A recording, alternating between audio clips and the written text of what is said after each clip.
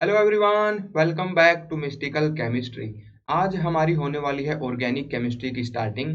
पहले लेक्चर में हम लोग पढ़ने वाले हैं क्लासिफिकेशन ऑफ ऑर्गेनिक कंपाउंड्स के बारे में और हाइब्रिडाइजेशन के बारे में। क्लासिफिकेशन में हम लोग ये पढ़ते हैं कि इतने सारे जो ऑर्गेनिक कंपाउंड्स, जो इतने सारे मॉलिक्यूल्स हमारे पास होते हैं, आखिर उन्हें कैसे क्लासिफाई किया जाए। जब हम उन्हें क्लासिफाई कर देंगे तो उनको पढ़ना आसान हो जाएगा, उनको स्टडी करना आसान हो जाएगा। इसके अलावा हम लोग हाइब्रिडाइजेशन की बात करेंगे। किस किस तरीके के बॉन्ड्स हैं जो कि प्रेजेंट होते हैं कार्बन के कंपाउंड्स में, मतलब कि ऑर्गेनिक कंपाउंड्स में। तो स्टार्टिंग करते हैं ऑर्गेनिक कंपाउंड्स को समझने से। आप लोग कर दीजिए वीडियो को लाइक, चैनल को सब्सक्राइब और हम स्टार्ट करते हैं पढ़ना ऑर्गेनिक केमिस्ट्री। यहाँ पर मैं एक इम्पोर्टेंट बात आपको बता दूं भाई, इससे पहले हमने ऑर्गेनिक केमिस्ट्री का एक 0th लेक्चर कवर किया है, जिसके अंदर मैंने पूरा डिटेल में बताया है कि ऑर्गेनिक केमिस्ट्री को कैसे पढ़ना चाहिए ताकि आप बेस्ट तरीके से इसको समझ सको। तो 0th लेक्चर जरूर से देखना। आप ऑर्गेनिक केमिस्ट्री चाहे कहीं से भी पढ़ रहे हैं, आपके काफ़ी सारे कॉन्सेप्ट, काफ़ी सारे आपके डाउट्स वहीं पर क्लियर हो जाएंगे। तो 20 मिनट की वीडियो है, लेक्चर नंबर 0, वो जरूर से देखना। आज का पहला लेक्चर हम लोग करते हैं स्टार्ट ऑर्गेनिक कंपाउंड्स को समझने से। ऑर्गेनिक कंपाउंड्स बेसिकली क्या होते हैं? देखो भाई, हमारे पास एलिमेंट होता है कार्बन, एटॉमिक नंबर 6। इसके बहुत सारे कंपाउंड्स नेचर में एग्जिस्ट करते हैं। यहाँ पर अगर हाइड्रोजन और कार्बन के मिलने से कोई कंपाउंड बन रहा है तो उसे बोला जाता है हाइड्रोकार्बन। तो हाइड्रोकार्बन जो है वो बेसिकली एक ऐसा कंपाउंड होगा जिसमें सिर्फ दो ही एलिमेंट हों, हाइड्रोजन और कार्बन। एग्जाम्पल के लिए हम लोग बोल सकते हैं भाई प्रोपेन। मान लो एक डबल बॉन्ड में इसमें लगा दूं प्रोपीन। तो इस तरीके के कंपाउंड्स में बेसिकली क्या है, दो ही तरीके के एलिमेंट हैं, दो ही एलिमेंट्स से मिल के ये मॉलिक्यूल बन रहे हैं। पहला एलिमेंट है कार्बन, दूसरा एलिमेंट है हाइड्रोजन। इस तरीके के कंपाउंड जो कि दो ही एलिमेंट से मिलके बनते हैं उन्हें बोला जाएगा हाइड्रोकार्बन। हाइड्रोकार्बन का मतलब ही ये है हाइड्रोजन प्लस कार्बन। अभी ऑर्गेनिक केमिस्ट्री में क्या होता है भाई, हाइड्रोजन और कार्बन तो होंगे ही, इसके अलावा मान लो कोई तीसरा एटम भी आ जाए, जिसे मान लो हम लोग हीट्रो एटम बोल रहे हैं। कोई भी एक और एक्स्ट्रा एलिमेंट आ गया, 118 एलिमेंट पीरियोडिक टेबल में होते हैं, उसमें से एक और कोई भी आ गया, तो इसे हम लोग क्या बोलेंगे? इसे हम लोग बोलेंगे डेरिवेटिव ऑफ हाइड्रोकार्बन। डेरिवेटिव का मतलब है कि एक और एक्स्ट्रा एलिमेंट हमने ऐड कर दिया और वो एक तरीके से सब पार्ट बन गया हाइड्रोकार्बन का। एक तरीके से हाइड्रोकार्बन के अंदर हमने किसी तीसरे एलिमेंट की मिक्सिंग कर दी। तो अब हमारे पास दो तरह के कंपाउंड हो गए, एक हाइड्रोकार्बन और दूसरा उनके डेरिवेटिव। इन दोनों से मिलने से जो बनता है वो होता है ऑर्गेनिक कंपाउंड्स। तो ऑर्गेनिक कंपाउंड्स बेसिकली किसे बोला जाता है? हाइड्रोकार्बन्स। और इनके डेरिवेटिव्स को बोला जाता है हाइड्रोकार्बन। इनके डेरिवेटिव्स को बोला जाता है organic compounds. So organic compounds are basically hydrocarbons and their derivatives. Definition बन गई ऑर्गेनिक कंपाउंड्स की, hydrocarbons and their derivatives are called organic compounds. यहाँ पर भाई एक और कंफ्यूजन मैं आपकी क्लियर कर देता हूँ। एक YouTube के ऊपर मैंने वीडियो देखा, काफी पॉपुलर टीचर हैं, तो उन्होंने क्या बोल रखा भाई, why CO2 is not an organic compound।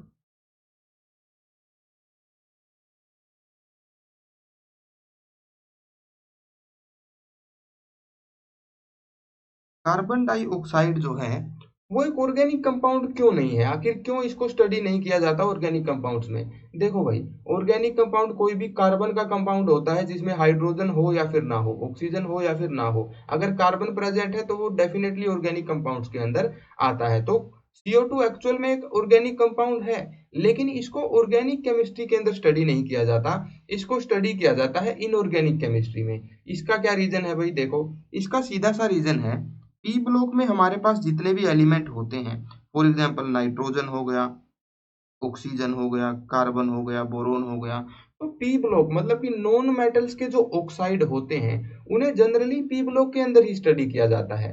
Nitrogen के ऑक्साइड हो गए, मान लो कि NO, NO2, N2O, N2O5, इस तरीके के बहुत से ऑक्साइड बनाता है नाइट्रोजन। सिमिलरली कार्बन भी ऑक्साइड्स बनाता है, carbon monoxide CO, carbon dioxide CO2, इस तरीके से बहुत से ऑक्साइड्स कार्बन भी बना सकता है। तो इस वजह से जितने भी नॉन मेटल्स के ऑक्साइड होते हैं उन्हें पी ब्लॉक के अंदर ही स्टडी किया जाता है, क्योंकि कार्बन डाइऑक्साइड भी एक तरीके से नॉन मेटल का ही ऑक्साइड है, तो इसे भी पी ब्लॉक के अंदर स्टडी करते हैं, ना कि ऑर्गेनिक केमिस्ट्री में। यही रीजन है कि CO2 है तो एक ऑर्गेनिक कंपाउंड ही, लेकिन इसको स्टडी किया जाता है पी ब्लॉक के अंदर। अब वहां पर एक मिस्टेक थी उस लेक्चर के अंदर जिसके अंदर मैं देख रहा था, इसलिए मैंने यहाँ पर भी आपके सामने करेक्शन कर दी है। कोई भी ऐसा कंपाउंड जिसमें कार्बन है वो ऑर्गेनिक कंपाउंड कहलाएगा। हो सकता है उसे स्टडी ना किया जाता हो ऑर्गेनिक कंपाउंड्स के अंदर, किसी केमिस्ट्री की और चैप्टर के अंदर उसको स्टडी किया जाता हो, ये भी पॉसिबिलिटी है। तो CO2 एक डेफिनेटली भाई एक ऑर्गेनिक कंपाउंड है, ठीक है। नेक्स्ट हम लोग क्लासिफिकेशन स्टडी करेंगे भाई, कितने तरह के होते हैं ऑर्गेनिक कंपाउंड्स, ऑर्गेनिक कंपाउंड्स को आखिर हम लोग क्लासिफाई कैसे कर सकते हैं, ये पढ़ना स्टार्ट करते हैं। देखो भाई, ऑर्गेनिक कंपाउंड जो होते हैं उन्हें हम लोग सबसे पहले तो दो तरीके से क्लासिफाई कर सकते हैं, एक एसाइक्लिक, दूसरा साइक्लिक। साइक्लिक का मतलब होता है जिसके अंदर एक साइकिल प्रेजेंट हो, साइकिल मतलब एक रिंग प्रेजेंट हो, उसे बोला जाएगा साइक्लिक ऑर्गेनिक कंपाउंड। एग्जाम्पल के लिए मान लो मैंने ये मॉलिक्यूल ड्रॉ कर दिया, साइक्लोपेंटेन, 5 कार्बन एटम है जिन्होंने एक सर्कल सा बनाया हुआ है, एक रिंग बनाई हुई है, एक साइकिल बनाया हुआ है आपस में बॉन्ड्स बना के, तो ये क्या हो जाएगा, एक साइक्लिक तरह का ऑर्गेनिक कंपाउंड हो जाएगा। इसी के अलावा अगर मान लो पांचों कार्बन एटम एक लंबी चेन की फॉर्म में जुड़े होते, CH3 CH2 CH2 CH2 CH3, इस तरीके से अगर जुड़े होते, तो बेसिकली यहाँ पर क्या है, मल्टीपल कार्बन्स ने जुड़ के एक चेन बना ली है, लेकिन वो एक साइकिल की फॉर्म में नहीं है, वो एक रिंग की फॉर्म में नहीं है। तो ऐसे कंपाउंड्स को क्या बोला जाएगा, एसाइक्लिक। ए लगने से क्या हो जाएगा कि मतलब ये साइक्लिक नहीं है, साइक्लिक मतलब रिंग, एसाइक्लिक मतलब स्ट्रेट चेन। तो ये दो तरीके के हो सकते हैं ऑर्गेनिक कंपाउंड। अब साइक्लिक ऑर्गेनिक कंपाउंड्स में भी दो अलग अलग तरीके से ये कंपाउंड बन सकता है। साइक्लिक कंपाउंड्स दो तरीके के होते हैं, homocyclic and heterocyclic. Homocyclic compounds में क्या होगा भाई, होमो का मतलब होता है वन, सिंगल। तो होमोसाइक्लिक में बेसिकली क्या होगा, जिन जिन एटम्स के बीच में बॉन्ड बनने से हमारा साइकिल फॉर्म हुआ है, हमारा रिंग फॉर्म हुआ है, वो सारे के सारे एटम्स सेम एलिमेंट के होने चाहिए। फॉर एग्जाम्पल मान लो कि 5 कार्बन एटम्स ने मिलके इस तरीके से एक रिंग बनाई हुई थी, तो इसके अंदर क्या है भाई, रिंग के अंदर जितने भी एटम्स हैं वो सारे के सारे क्या हैं, एक ही एलिमेंट के हैं, कार्बन के हैं। तो ये एक होमोसाइक्लिक कंपाउंड हो गया, ये एक होमोसाइक्लिक ऑर्गेनिक कंपाउंड हो गया। वहीं मान लो ये साइकिल कुछ इस तरीके से बन रहा होता कि 4 तो हमारे पास होते कार्बन और पांचवा एलिमेंट हमारे पास हो जाता नाइट्रोजन। तो यहाँ पर बेसिकली क्या हुआ भाई, रिंग हमारी अभी भी 5 एटम्स के मिलने से ही बन रही है, लेकिन पांचों एलिमेंट सेम एलिमेंट के नहीं है, 4 एटम है कार्बन के और 1 एटम है नाइट्रोजन का। तो इस तरीके के साइक्लिक कंपाउंड को क्या बोला जाएगा, हीटेरो साइक्लिक ऑर्गेनिक कंपाउंड, इसको बोला जाएगा हीट्रोसाइक्लिक ऑर्गेनिक कंपाउंड। अब यहाँ पर देखो भाई, कंपाउंड चाहे होमोसाइक्लिक हो चाहे हीट्रोसाइक्लिक हो, वो फर्दर दो तरीके का हो सकता है, एरोमेटिक हो सकता है, नॉन एरोमेटिक हो सकता है। हीट्रोसाइक्लिक भी एरोमेटिक हो सकता है, नॉन एरोमेटिक हो सकता है। अब एरोमेटिक कंपाउंड्स क्या होते हैं भाई, ये हमने पढ़ा हुआ है। एरोमेटिक कंपाउंड की डेफिनेशन अगर आप लोग भूल गए हैं तो मैं आपको याद दिला दूं भाई, एरोमेटिक कंपाउंड वो कंपाउंड होता था, देखो मैं यहाँ पर लिखवा रहा हूँ, एरोमेटिक कंपाउंड वो कंपाउंड होता था जिसके अंदर रिंग के अंदर पाई बॉन्ड्स में कॉन्जुगेशन में 4n+2 पाई इलेक्ट्रॉन्स हों। इतने पाई इलेक्ट्रॉन्स होने चाहिए कॉन्जुगेशन के अंदर, प्लेनर सिस्टम होना चाहिए। बेसिकली केमिकल बॉन्डिंग वाला चैप्टर जो मैंने आपको पढ़ाया था उसमें बहुत अच्छे से पढ़ाया था मैंने कि एरोमेटिक कंपाउंड्स क्या होते हैं। हम लोग इस चैप्टर के अंदर भी डिस्कशन करने वाले हैं बहुत से एरोमेटिक कंपाउंड्स का। तो अगर साइकिल के अंदर 4n+2 पाई इलेक्ट्रॉन्स हैं जो कि कॉन्जुगेशन में हैं, जो कि घूम रहे हैं सर्कल के अंदर, तो उस कंपाउंड को एरोमेटिक बोल दिया जाएगा।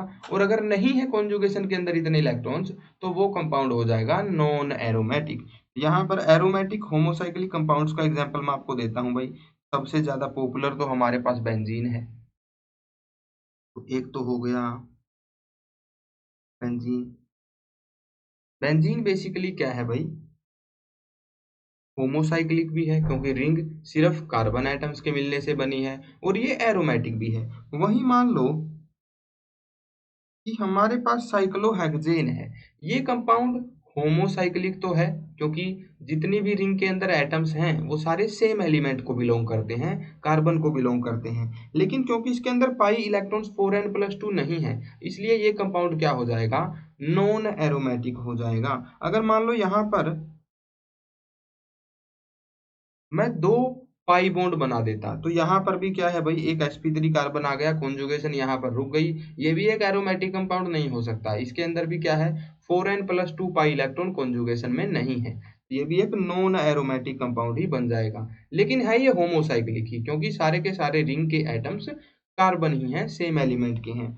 अब हीट्रोसाइक्लिक कंपाउंड्स में मैं आपको एग्जांपल देता हूं भाई, एरोमेटिक और नॉन एरोमेटिक का। हीट्रोसाइक्लिक में क्या होगा, एक हीट्रो एटम आ जाएगा। तो यहाँ पर अगर मुझे एग्जांपल देना हो हीट्रोसाइक्लिक एरोमेटिक कंपाउंड का, तो हमारे पास ये हो जाएगा भाई। इसके अंदर बेसिकली क्या है, एक नाइट्रोजन एटम है, और नाइट्रोजन के जो ये लोन पेयर होते हैं ये कॉन्जुगेशन के अंदर यहाँ पर होते हैं। तो यहाँ पर टोटल कितने इलेक्ट्रॉन है पाई कॉन्जुगेशन के अंदर, यहाँ पर टोटल 6 इलेक्ट्रॉन है।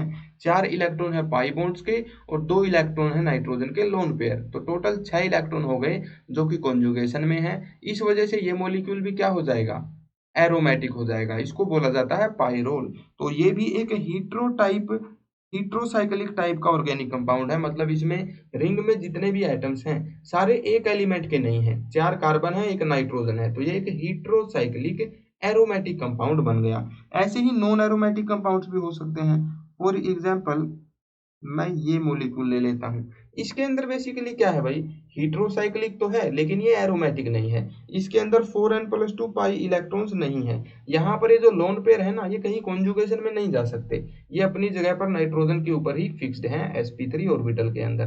तो एक तरीके से हम लोग बोल सकते हैं इस मॉलिक्यूल में कॉन्जुगेशन नहीं है, इस वजह से ये किसका एग्जाम्पल हो जाएगा, नॉन एरोमेटिक हीट्रोसाइक्लिक कंपाउंड का एग्जाम्पल ये हो जाएगा। तो ये थी भाई क्लासिफिकेशन ऑफ ऑर्गेनिक कंपाउंड। इसके अलावा भी बहुत से एग्जाम्पल बन सकते हैं, लेकिन हमें सिर्फ मतलब समझना है इन डिफरेंट तरीके के ऑर्गेनिक कंपाउंड्स का। तो ये थी क्लासिफिकेशन ऑफ ऑर्गेनिक कंपाउंड। आगे बढ़ते हैं भाई, क्लासिफिकेशन ऑफ हाइड्रोकार्बन्स भी हम लोग पढ़ लेते हैं।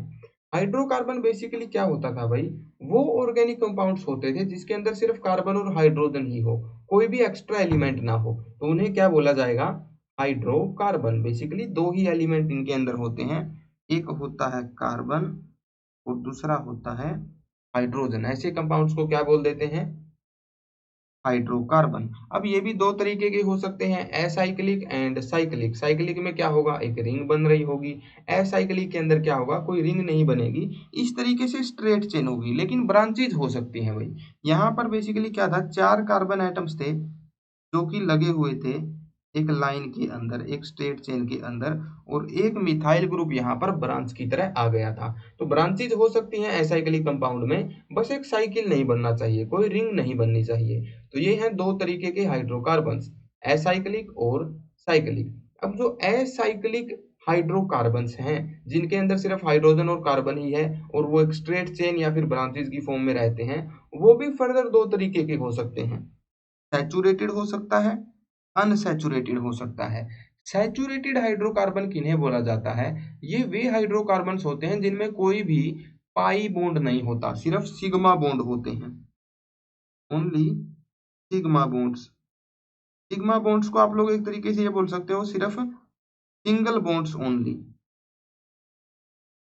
इनके अंदर सिर्फ सिंगल बॉन्ड होंगे, कोई डबल बॉन्ड ट्रिपल बॉन्ड कुछ नहीं होगा। फॉर एग्जाम्पल हमारे पास ब्यूटेन हो गया, हमारे पास इथेन हो गया, मीथेन हो गया, तो ये सारे क्या हैं, सैचुरेटेड एसाइक्लिक हाइड्रोकार्बन है। सैचुरेटेड है मतलब यहाँ पर कोई भी पाई बॉन्ड नहीं है। अनसैचुरेटेड क्या होगा भाई, जिसके अंदर क्या हो, at least one pi bond present हो, या फिर बोल सकते हैं डबल बॉन्ड या फिर ट्रिपल बॉन्ड अगर है तो वो क्या हो जाएगा, अनसैचुरेटेड कंपाउंड हो जाएगा। अगर डबल बॉन्ड किसी कंपाउंड में है तो उसे क्या बोल दिया जाता है, एल्कीन बोल दिया जाता है। अगर ट्रिपल बॉन्ड किसी कंपाउंड में है तो उसे एल्काइन बोल दिया जाता है। और अगर सिर्फ सिंगल बॉन्ड्स ही हमारे कंपाउंड में है तो उसे क्या बोल दिया जाता है, उसे बोल दिया जाता है एल्केन। तो ये तीन तरीके के असाइक्लिक हाइड्रोकार्बन हमारे पास हो सकते हैं। सारे सिंगल बॉन्ड है तो एल्केन, एक भी डबल बॉन्ड आ गया तो एल्कीन, एक भी ट्रिपल बॉन्ड अगर आ गया तो एल्काइन। इनका जनरल फॉर्मूला भी हम लोग बना सकते हैं भाई। जनरल फॉर्मूला जो होता है, जो कि असाइक्लिक हाइड्रोकार्बन्स का ही होता है, वो होता है भाई एल्केन्स के लिए CnH2n+2, एल्कीन्स के लिए ये होता है CnH2n, और एल्काइन के लिए होता है CnH2n-2। ये फॉर्मूला सिर्फ तभी वैलिड रहता है जब एक ही मल्टीपल बॉन्ड हो। एक ही डबल बॉन्ड है तो फॉर्मूला क्या बन जाएगा एल्कीन का, एसाइक्लिक एल्कीन का CnH2n। अगर एक ही ट्रिपल बॉन्ड है और कोई मल्टीपल बॉन्ड नहीं है तो वहां पर फॉर्मूला एल्काइन का क्या बन जाएगा, CnH2n-2। अगर कोई भी डबल बॉन्ड नहीं है, सीधा स्ट्रेट चेन हमारे पास है या फिर थोड़ी बहुत ब्रांचेज हैं, तो वहां पर एल्केन का फॉर्मूला क्या बन जाएगा, CnH2n+2। तो इस तरीके से फॉर्मूलाज भी बन जाते हैं सैचुरेटेड और अनसैचुरेटेड एसाइक्लिक हाइड्रोकार्बन्स के। तो ये होते हैं भाई हमारे पास एसाइक्लिक हाइड्रोकार्बन्स। नेक्स्ट हमारे पास आते हैं साइक्लिक हाइड्रोकार्बन्स। इनके बारे में हम लोग पढ़ चुके हैं भाई। ये क्या होते हैं, या तो एरोमेटिक हो सकते हैं या फिर नॉन एरोमेटिक हो सकते हैं। एरोमेटिक कब होंगे, जब 4n+2 पाई इलेक्ट्रॉन कॉन्जुगेशन में होंगे, रिंग के अंदर कॉन्जुगेशन में जब इतने इलेक्ट्रॉन हो जाएंगे तब उसको बोला जाएगा एरोमेटिक कंपाउंड। वहीं पर अगर 4n+2 पाई इलेक्ट्रॉन कॉन्जुगेशन में नहीं होंगे साइकिल के अंदर तो उसे बोल दिया जाएगा नॉन एरोमेटिक साइक्लिक हाइड्रोकार्बन। तो इस तरीके से क्लासिफिकेशन होती है भाई हाइड्रोकार्बन की। ये होता है हाइड्रोकार्बन। अब हम लोग आगे बढ़ते हैं भाई। नेक्स्ट हम लोग आगे बढ़ते हैं, आगे हम लोग ट्राई करते हैं straight chain and branches. Different तरीके की स्ट्रेट चेन और ब्रांचिंग जब चेन में हो जाती है तो उन्हें क्या बोला जाता है। एक तरीके से जो हमारे हाइड्रोकार्बन्स थे वो दो तरीके से एग्जिस्ट कर सकते थे, एसाइक्लिक और साइक्लिक। एसाइक्लिक में भी मैंने दो तरीके के बताया था, या तो स्ट्रेट चेन हो या फिर थोड़ी बहुत ब्रांचेज हो। तो जब ब्रांचेज आ जाती हैं ऑर्गेनिक कंपाउंड में तब वहां पर कुछ नाम उनका दे दिया जाता है। एग्जाम्पल के लिए मैं आपको बताऊं भाई, देखो मान लो हमारे पास 5 कार्बन एटम्स की चेन है, CH3 CH2 CH2 CH2 CH3। यहाँ पर बेसिकली क्या है, 5 कार्बन एटम जुड़े हुए हैं सिंगल बॉन्ड्स के थ्रू और कोई भी ब्रांच यहाँ पर नहीं है। जब इस तरीके का एक स्ट्रेट चेन का स्ट्रक्चर होता है तब उसके आगे हम लोग N लगा देते हैं। N पेंटेन, पेंटेन बोला जाता है ऐसे कंपाउंड को, ऑर्गेनिक कंपाउंड को जिसमें 5 कार्बन हो और बाकी के वैलेंसी वगैरह जो है 4 वैलेंसी जो कार्बन की होती है वो हाइड्रोजन्स के साथ में बॉन्ड बना के पूरी हो रही हो, तो इसलिए यहाँ पर बोल दिया जाएगा एन पेंटेन। एन का मतलब है एक स्ट्रेट चेन, कोई भी ब्रांचेज इसके अंदर नहीं है। वही मान लो कि मैंने एक मिथाइल ग्रुप को उठाया और ब्रांच में लगा दिया। मान लो कि यहाँ पर मैंने लगा दिया। अब यहाँ पर 5 कार्बन एटम ही हैं, कॉमन नेम के हिसाब से इसको पेंटेन बोला जा सकता है। लेकिन यहाँ पर क्या हुआ भाई, एक मिथाइल ग्रुप जो था वो कहाँ आ गया, वो ब्रांच के अंदर आ गया। ऐसे कंपाउंड को बोला जाता है आइसो। आइसो का मतलब होता है कि एक आइसोमर बन चुका है अब पेंटेन का। आइसोमर का क्या मतलब है, आइसोमर का मतलब है मोलिकुलर फॉर्मूला सेम हो लेकिन स्ट्रक्चर अलग अलग हो। दोनों कंपाउंड्स का अगर आप लोग मोलिकुलर फॉर्मूला देखोगे तो क्या बना मिलेगा भाई, C5H12, यही फॉर्मूला मिलेगा दोनों का, लेकिन स्ट्रक्चर दोनों का अलग है। ये एक आइसोमर बन चुका है पेंटेन का, इसलिए इसको बोला जाता है आइसो पेंटेन। अब मान लो भाई कि मैंने एक और ब्रांच यहाँ पर ऐड कर दी, इस फर्स्ट वाले मिथाइल ग्रुप को उठा के मैंने इसी कार्बन पर लगा दिया, तो हमारे पास कुछ इस तरीके का स्ट्रक्चर बन गया। अब इसके अंदर अभी भी 5 ही कार्बन एटम है, तो अगर इसे हमें पेंटेन लिखना है तो इसे क्या लिखेंगे, इस केस में बोला जाता है इसको नियो पेंटेन। नियोपेंटेन का मतलब हो जाएगा, नियो वर्ड यहाँ पर क्या रिप्रेजेंट कर रहा है, नियो यहाँ पर रिप्रेजेंट कर रहा है कि चेन के अंदर दो ब्रांचेज बन गई हैं। पेंटेन मॉलिक्यूल हमारे पास था लेकिन 5 ही कार्बन एटम है और दो ब्रांचेज यहाँ पर बन गई हैं, तो इस आइसोमर को बोला जाएगा नियोपेंटेन। तो इस तरीके से भाई ब्रांचेज के केस में हम लोग डिफरेंट डिफरेंट आइसोमर्स को डिस्टिंग्विश कर सकते हैं। अगर एन लगा दिया तो मतलब सीधी चेन है पेंटेन की 5 कार्बन एटम्स की। आइसोपेंटेन अगर लगा दिया तो मतलब 5 कार्बन एटम की चेन है जिसके अंदर एक कार्बन एटम ब्रांच में है। नियोपेंटेन अगर हमारे पास लिखा आ गया तो मतलब 5 कार्बन एटम से मिलकर कोई चेन बनी है, लेकिन पांचों के पांचों स्ट्रेट चेन में नहीं है, दो कार्बन एटम्स वहां पर ब्रांचेज की फॉर्म में प्रेजेंट है, तो वो हो जाएगा नियोपेंटेन। तो इस तरीके से भाई स्ट्रेट चेन को और ब्रांचेज को रिप्रेजेंट किया जाता है। स्ट्रेट चेन को एन से, सिंगल ब्रांच को आइसो से और डबल ब्रांच को नियो से डिनोट किया जाता है। तो इस तरीके से भाई एक नोमेनक्लेचर सा होता है इन चेन्स के लिए। आगे बढ़ते हैं भाई। Primary, secondary and tertiary carbon और हाइड्रोजन का मतलब हम लोग समझते हैं। देखो भाई मैं यहाँ पर एक स्ट्रक्चर ड्रॉ कर रहा हूँ, उसके अंदर हम लोग प्राइमरी, सेकेंडरी, टर्सरी और इनफैक्ट क्वार्टरनरी कार्बन्स का भी डिस्कशन कर लेंगे। कुछ स्ट्रक्चर इस तरह से मैं बना देता हूँ। हाँ जी, ये एक मॉलिक्यूल है जो मैंने यहाँ पर ड्रॉ कर लिया है। इसमें 4-5 अलग-अलग कार्बन्स को मैंने क्या किया है भाई, मार्क किया हुआ है येलो, ग्रीन, रेड, पिंक और ब्लू कलर से। यहाँ पर मैं अब आपको समझाता हूँ प्राइमरी, सेकेंडरी, टर्सरी का मतलब। देखो भाई, प्राइमरी कार्बन उसे बोला जाता है जो कि सिर्फ एक ही अलग कार्बन एटम से कनेक्टेड हो। वहीं अगर कार्बन एटम दो कार्बन एटम से कनेक्ट हो जाए तो उसे सेकेंडरी बोला जाएगा। वहीं अगर कोई कार्बन एटम 3 अलग-अलग कार्बन एटम से जुड़ा हुआ हो तो उसे टर्सरी बोला जाएगा। और वहीं कोई कार्बन एटम अगर 4 कार्बन एटम से कनेक्ट हो जाएगा तो उसे क्वार्टरनरी बोला जाएगा। अब हम लोग बारी-बारी से हर कार्बन एटम का डिस्कशन करते हैं। येलो कलर से जो कार्बन एटम मैंने दिखाया है वो कितने कार्बन एटम से जुड़ा हुआ है, वो आगे एक ही और कार्बन एटम से जुड़ा हुआ है। एक सिंगल कार्बन एटम से अगर कार्बन कनेक्टेड है तो उसे क्या बोला जाएगा भाई, प्राइमरी कार्बन बोला जाएगा। प्राइमरी को हम लोग 1 डिग्री भी बोलते हैं, 1 डिग्री में यहाँ पर भी बोल देता हूँ। सेकेंडरी कार्बन को 2 डिग्री बोलेंगे, टर्सरी कार्बन को 3 डिग्री बोलेंगे और क्वार्टरनरी अगर होगा तो उसे 4 डिग्री भी बोल देंगे। तो यहाँ पर प्राइमरी कार्बन क्या होता है, प्राइमरी कार्बन उस कार्बन को बोलते हैं जो खुद से आगे सिर्फ एक ही और कार्बन से जुड़ा हुआ हो। यहाँ पर येलो कार्बन सिर्फ एक ही कार्बन से जुड़ा है, इसलिए इसको क्या बोल देंगे भाई, प्राइमरी कार्बन बोल देंगे। प्राइमरी हाइड्रोजन क्या होता है, देखो प्राइमरी कार्बन हमने पता लगा लिया कौन सा है। प्राइमरी कार्बन से जितने भी हाइड्रोजन्स कनेक्टेड होते हैं उन सभी को प्राइमरी हाइड्रोजन बोला जाता है। तो प्राइमरी हाइड्रोजन क्या है, एक ऐसा हाइड्रोजन एटम जो प्राइमरी कार्बन से जुड़ा हुआ हो। प्राइमरी कार्बन क्या है, जो खुद से आगे बस एक ही कार्बन एटम से जुड़ा हुआ हो। यहाँ पर ग्रीन वाला कार्बन एटम देखते हैं। ग्रीन वाला कार्बन एटम कितने कार्बन एटम्स के साथ में जुड़ा हुआ है, तो देखो ये जुड़ा हुआ है 2 कार्बन एटम से, येलो एंड रेड। तो क्योंकि ये 2 कार्बन एटम से जुड़ा हुआ है तो ये हो जाएगा सेकेंडरी कार्बन। और इस वजह से जो हाइड्रोजन्स इसके साथ में लगे हुए हैं वो भी क्या हो जाएंगे भाई, सेकेंडरी हाइड्रोजन्स हो जाएंगे। नेक्स्ट कार्बन देखते हैं भाई, रेड वाला। ये कितने कार्बन एटम से जुड़ा हुआ है, तो देखो ये जुड़ा हुआ है एक कार्बन ग्रीन वाला, एक कार्बन पिंक वाला और एक कार्बन इसके जो ऊपर लिख रखा है। तो ये 3 कार्बन एटम से कनेक्टेड है, इसलिए ये कार्बन हो जाएगा टर्सरी। और क्योंकि इसके नीचे जो हाइड्रोजन है वो एक टर्सरी कार्बन से जुड़ा हुआ है, इसलिए ये हाइड्रोजन भी क्या हो जाएगा, एक टर्सरी हाइड्रोजन हो जाएगा।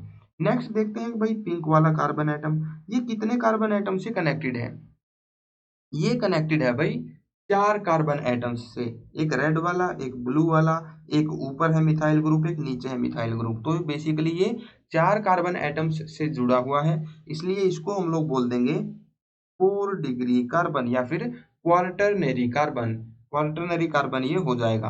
अब एक बात सीधी सी समझो भाई, अगर कोई कार्बन क्वार्टरनरी है मतलब वो 4 कार्बन एटम से जुड़ा हुआ है तो कोई हाइड्रोजन उससे नहीं जुड़ सकता, क्योंकि कार्बन 4 ही बॉन्ड बना सकता है, 5 नहीं बना सकता। अगर क्वार्टरनरी कार्बन बन गया तो उसके साथ में हाइड्रोजन लग ही नहीं सकता। तो एक तरीके से हम लोग बोल सकते हैं कि क्वार्टरनरी कार्बन तो एग्जिस्ट कर सकता है लेकिन क्वार्टरनरी हाइड्रोजन एग्जिस्ट नहीं कर सकता। ठीक है भाई, तो ये थे हमारे पास प्राइमरी, सेकेंडरी, टर्सरी और क्वार्टरनरी कार्बन हाइड्रोजन के कॉन्सेप्ट। आगे बढ़ते हैं भाई। कुछ एल्काइल ग्रुप्स का नाम हम लोग लिखते हैं भाई। बहुत सारे एल्काइल ग्रुप हमारे पास होते हैं ऑर्गेनिक केमिस्ट्री में, जिनका अलग अलग जगह पर यूज किया जाता है। मैं यहाँ पर बहुत सारे एल्काइल ग्रुप आपको बताऊंगा और साथ में उनका नाम भी बताऊंगा। ये एक ऐसी चीज है जो कि आपको रटनी नहीं है, आप लोग बस इनको नोट कर लो। अगर फ्यूचर में कहीं पर किसी ग्रुप का नाम आए तो वापिस आप लोग इस पेज के ऊपर आकर देख सकते हो कि वो कौन सा एल्काइल ग्रुप था। ठीक है, यहाँ पर पहला अल्काइल ग्रुप होता है CH3, जिसे बोला जाता है मिथाइल। ऐसे बहुत से ग्रुप में लिखवा रहा हूँ। मान लो CH3 CH2 हमारे पास है, इसे बोला जाता है इथाइल ग्रुप। अगर हमारे पास है CH3 CH2 CH2 ग्रुप, ये कहीं पर लगा हुआ है, इसको बोला जाएगा प्रोपाइल ग्रुप। अगर बाई चांस हमारे पास आ जाए CH3 CH2 CH2 CH2 group, तो इसे बोला जाएगा ब्यूटाइल ग्रुप। ठीक है भाई, ये चार तरीके के एल्काइल ग्रुप मैंने आपको बता दिए। अब यहाँ पर क्या करते हैं भाई, मान लो कोई 3 कार्बन एटम्स का ही ग्रुप है, लेकिन वो लास्ट के कार्बन एटम से नहीं जुड़ा हुआ, वो बीच के कार्बन एटम से जुड़ा हुआ है, तो इस ग्रुप को हम लोग क्या बोलेंगे, इसको बोला जाता है आइसोप्रोपाइल ग्रुप। इसको बोल दिया जाएगा आइसोप्रोपाइल ग्रुप। वहीं पर ब्यूटाइल ग्रुप क्या था भाई, जिसमें 4 कार्बन एटम की चेन जुड़ी हुई हो। मान लो इसकी भी हम लोग ब्रांचेस करना शुरू कर दें। पहले केस में हमने क्या किया,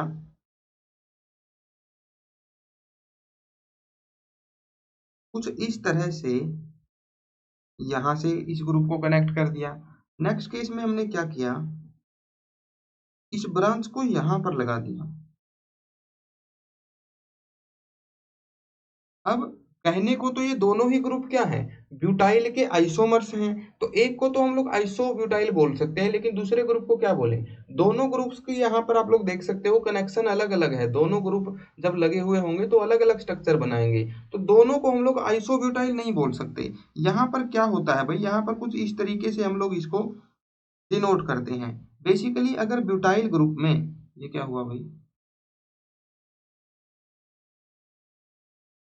हाँ जी, बेसिकली ब्यूटाइल ग्रुप में जो कार्बन हमारा कनेक्शन बना रहा है मेन चेन के साथ, वो सेकेंडरी कार्बन है, क्योंकि ये सेकेंडरी कार्बन बन गया। एक इस कार्बन से जुड़ा हुआ है, एक इस कार्बन से जुड़ा हुआ है, तो इस ग्रुप को हम लोग टोटली क्या बोल देंगे, इसको बोल दिया जाएगा secondary butyl group. Sec butyl, इस तरीके से इसको डिनोट कर दिया जाता है। वहीं पर अगर इस CH2 के थ्रू ये ब्यूटाइल ग्रुप जुड़ा हुआ है, तो इसको बोल दिया जाता है नॉर्मली आइसो ब्यूटाइल। यहाँ पर सेकेंडरी का यूज नहीं होगा, क्योंकि यहाँ पर जो कनेक्शन बनाने वाला कार्बन आइटम है वो सेकेंडरी नहीं है, वो एक तरीके से प्राइमरी ही है। हो सकता है जुड़ने के बाद ये सेकेंडरी टर्सरी हो जाए, वो मैटर नहीं करता, लेकिन इस ग्रुप के अंदर कितने कार्बन आइटम से जुड़ा हुआ है उसके हिसाब से हम लोग इसको सेकेंडरी बोल रहे हैं। वहीं पर एक और स्ट्रक्चर बन सकता है भाई ब्यूटाइल ग्रुप का, कुछ इस तरह से। मान लो दो ब्रांचेस कुछ इस तरीके से आ जाएं, और ये ग्रुप अब आगे जुड़ा हुआ है हमारी चेन के साथ, तो इस ग्रुप को क्या बोला जाएगा। तो देखो, ये कार्बन कितने और कार्बन एटम से जुड़ा है भाई, 3 और कार्बन एटम से जुड़ा हुआ है, इसलिए इसको बोला जाएगा टर्सरी ब्यूटाइल ग्रुप। इसी को टर्सरी ब्यूटाइल भी बोलते हैं, इसी को टैट ब्यूटाइल भी लिख दिया जाता है। तो ये ग्रुप हो जाएगा टर्सरी ब्यूटाइल ग्रुप। तो यहाँ पर बहुत से ग्रुप हैं भाई जो मैंने आपको करवा दिए हैं, 1 2 3 4 5 6 7 8। अब इन ग्रुप्स में एक कॉमन बात क्या है भाई, ये सारे के सारे सैचुरेटेड ग्रुप्स हैं। सैचुरेटेड ग्रुप्स है मतलब इनके अंदर कहीं पर भी डबल बॉन्ड प्रेजेंट नहीं है, सिंगल बॉन्ड से ही ये सारे के सारे ग्रुप बने हुए हैं, तो हम लोग इनको बोल सकते हैं कि ये सारे ही सैचुरेटेड एल्काइल ग्रुप्स हैं। ऐसे ही अनसैचुरेटेड एल्काइल ग्रुप्स की एग्जाम्पल मैं आपको करवाता हूँ। ऐसे ग्रुप्स जिनके अंदर एक डबल बॉन्ड भी आ जाएगा। एग्जाम्पल के लिए आप लोग लिखो भाई CH2 डबल बॉन्ड CH, और मान लो ये आगे जुड़ा हुआ है किसी और ग्रुप से, तो इस ग्रुप को क्या बोला जाएगा, इसको विनाइलिक ग्रुप बोला जाता है, या फिर सिंपली हम लोग विनाइल बोल सकते हैं। विनाइल का मतलब है CH2 डबल बॉन्ड CH, ये ग्रुप जुड़ा हुआ है किसी पेरेंट चेन के साथ, इसको बोला जाएगा विनाइल ग्रुप। वहीं अगर मैं इस ग्रुप को कुछ ऐसे बना दूं भाई, CH2 डबल बॉन्ड CH, इसके आगे है CH2, और उसके बाद फिर ये जुड़ा हुआ है किसी और पेरेंट चेन के साथ, तो इस ग्रुप को बोला जाता है एलाइलिक ग्रुप। या फिर अलाइल ग्रुप। तो ये हमारे पास होता है भाई एलाइल ग्रुप।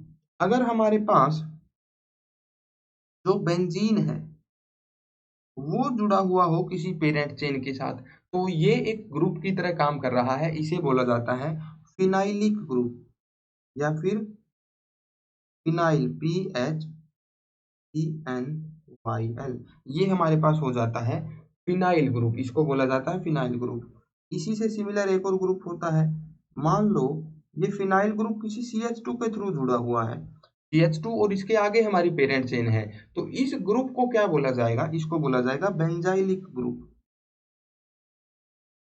को बोला जाएगा बेंजाइलिक ग्रुप। तो आप लोग बस इतने ही फंक्शनल ग्रुप्स को समझो भाई, ये कुछ फंक्शनल ग्रुप नहीं, सॉरी, इतने सब्स्टिट्यूएंट ग्रुप्स को समझो, इतने अल्काइल ग्रुप्स को समझो। ये कुछ अल्काइल ग्रुप हो सकते हैं जो कि प्रेजेंट हो किसी भी पेरेंट चेन के सब्स्टिट्यूएंट की तरह। बेसिकली जब किसी पेरेंट लंबी सी चेन में इन्हें एक ब्रांच की तरह हमें कंसीडर करना पड़ेगा, तब हमें ये नाम इनके रखने होंगे, vinyl, allyl, phenyl, benzyl, tertiary butyl, secondary butyl, इस तरीके से इनके नाम हमें रखने पड़ेंगे। तो ये कुछ एल्काइल ग्रुप्स होते हैं ऑर्गेनिक केमिस्ट्री के अंदर। अब हम लोग नेक्स्ट स्टडी करते हैं भाई फंक्शनल ग्रुप्स को। पूरी ऑर्गेनिक केमिस्ट्री में फंक्शनल ग्रुप बहुत ज्यादा मेन होते हैं। फंक्शनल ग्रुप एक ऐसा पार्ट होता है स्ट्रक्चर का, पूरे मोलिकुलर स्ट्रक्चर का एक ऐसा छोटा सा पार्ट, जिस छोटे से पार्ट की वजह से पूरा केमिकल बिहेवियर डिसाइड होता है हमारे मोलिक्यूल का।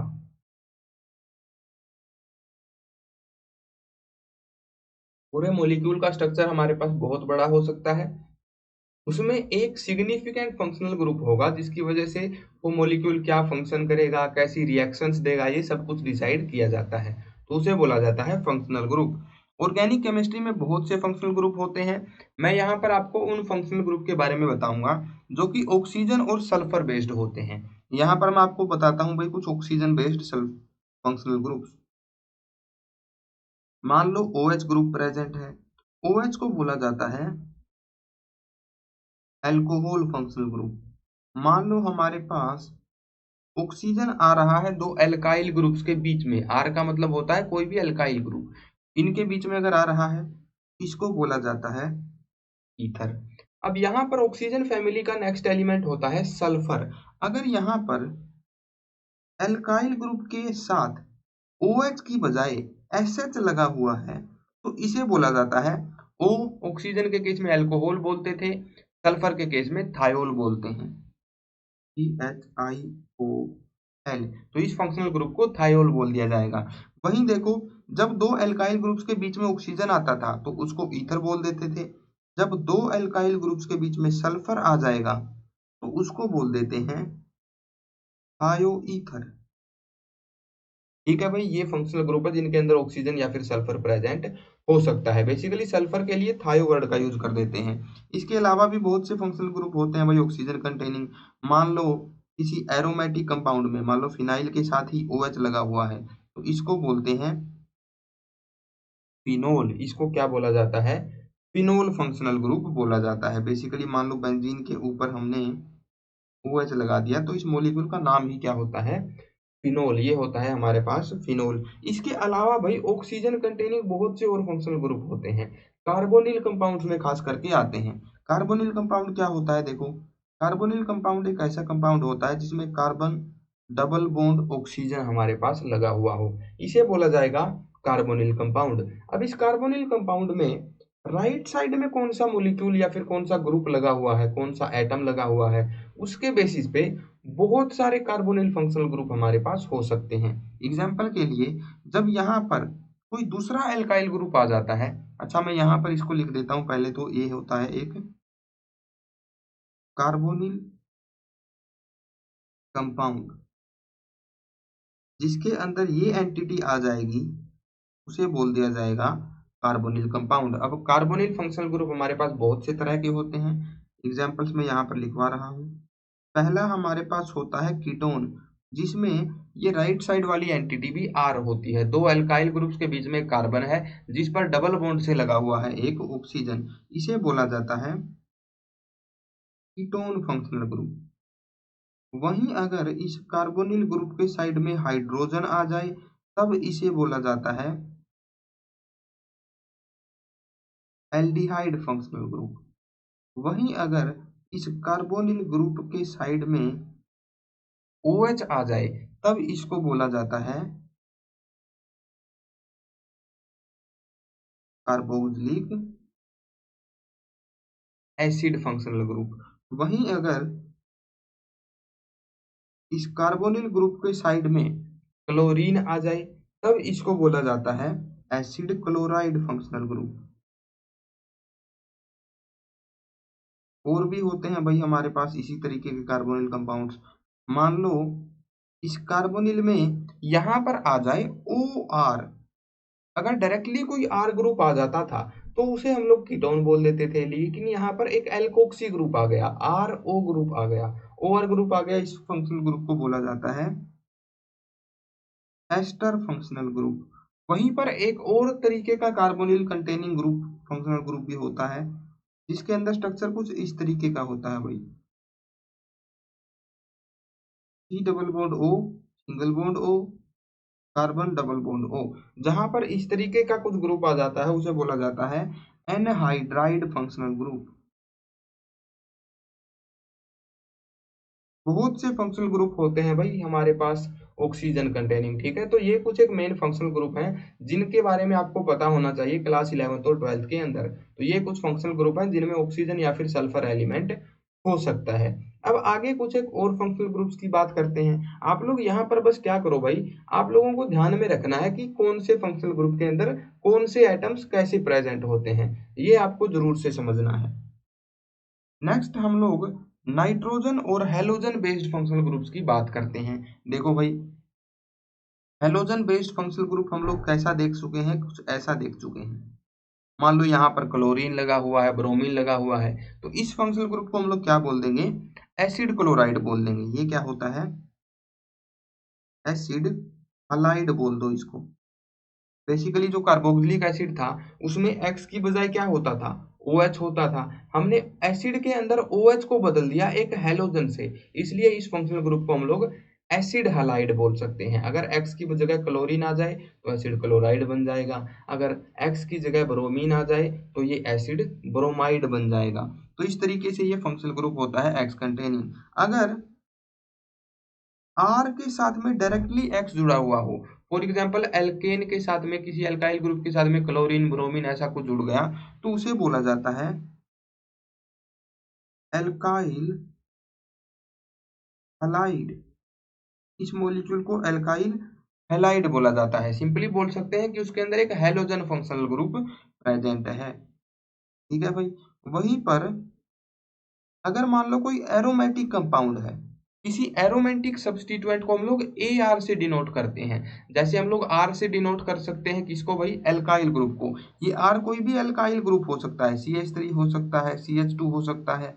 ये बेसिकली क्या होता है, एक एल्काइल ग्रुप। वहीं पर AR क्या होता है, ये एक एरोमेटिक सब्स्टिट्यूएंट होता है। फॉर एग्जाम्पल हमारे पास क्या हो सकता है भाई, बेंजाइलिक ग्रुप हो गया, सॉरी फिनाइलिक ग्रुप हो गया, और CH2 ये एक बेंजाइलिक ग्रुप हो गया। तो इस तरीके के एरोमेटिक कंपाउंड्स के साथ में हो सकता है हमारा हैलोजन जुड़ा हुआ हो, तो इस तरीके के मॉलिक्यूल को बोला जाएगा aryl halide, ARYLHALIDE। Alkyl group के साथ में हैलोजन है तो एल्काइल हैलाइड, और अराइल ग्रुप के साथ मतलब किसी एरोमेटिक ग्रुप के साथ में हैलोजन है तो अराइल हैलाइड। इस तरीके से हैलोजन कंटेनिंग फंक्शनल ग्रुप्स भी हमारे पास हो सकते हैं। अब यहाँ पर कुछ एक नाइट्रोजन कंटेनिंग फंक्शनल ग्रुप्स की बात करते हैं। नाइट्रोजन बनाता है मोस्टली 3 बॉन्ड। तो मान लो R के साथ में NH2 हमने लगा दिया तो ये क्या बन जाएगा भाई, इसको बोला जाता है अमीन। अब यहाँ पर अमीन भी काफी तरह के हो सकते हैं। फॉर एग्जाम्पल यहाँ पर जो अमीन मैंने बनाया है वो किसी R ग्रुप के साथ में लगा हुआ है, और R ग्रुप बेसिकली क्या होगा, कोई कार्बन एटम होगा। यहाँ पर कार्बन के साथ में नाइट्रोजन यहाँ पर जुड़ा हुआ है।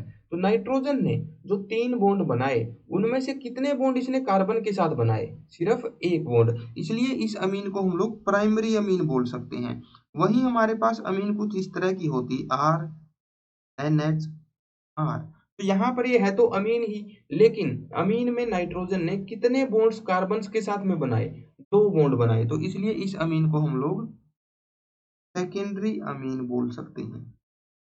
वहीं अगर हमारे पास अमीन बन जाए कुछ इस तरह की एन आर आर, यहाँ पर अमीन में नाइट्रोजन ने कितने बॉन्ड्स कार्बन के साथ बनाए, 3 बॉन्ड्स, तो यहाँ पर इस अमीन को हम लोग टर्शरी अमीन बोल सकते हैं। तो बेसिकली अमीन एक ऐसा फंक्शनल ग्रुप होता है जिसके अंदर नाइट्रोजन कम से कम एक कार्बन के साथ में जुड़ा हुआ हो, उसे क्या बोल देंगे, अमीन फंक्शनल ग्रुप बोल देंगे। डिपेंडिंग अपॉन कितने कार्बन के साथ में नाइट्रोजन जुड़ा हुआ है उसे हम लोग प्राइमरी अमीन भी बोल सकते हैं, सेकेंडरी अमीन भी बोल सकते हैं, टर्सरी अमीन भी बोल सकते हैं। इनफैक्ट मैं आपको एक बात बताऊं, NH3 जो होता है वो तो ना प्राइमरी बोल सकते, ना सेकेंडरी बोल सकते, ना टर्सरी बोल सकते, उसका तो जो कॉमन नेम होता है अमोनिया, वही हम लोग बोल सकते हैं। वहीं पर नाइट्रोजन 4 बॉन्ड भी बना सकता है भाई, कुछ इस तरीके का क्वार्टरनरी साल्ट कई बार बना लेता है हमारे पास नाइट्रोजन। तो यहाँ पर नाइट्रोजन बेसिकली क्या हो जाएगा, क्वार्टरनरी हो जाएगा। तो बेसिकली क्वार्टरनरी अमीन भी एग्जिस्ट कर सकते हैं, बस वो क्या होगा, एक चार्ज्ड मॉलिक्यूल होगा जिसके अंदर नाइट्रोजन पर पॉजिटिव चार्ज भी होगा।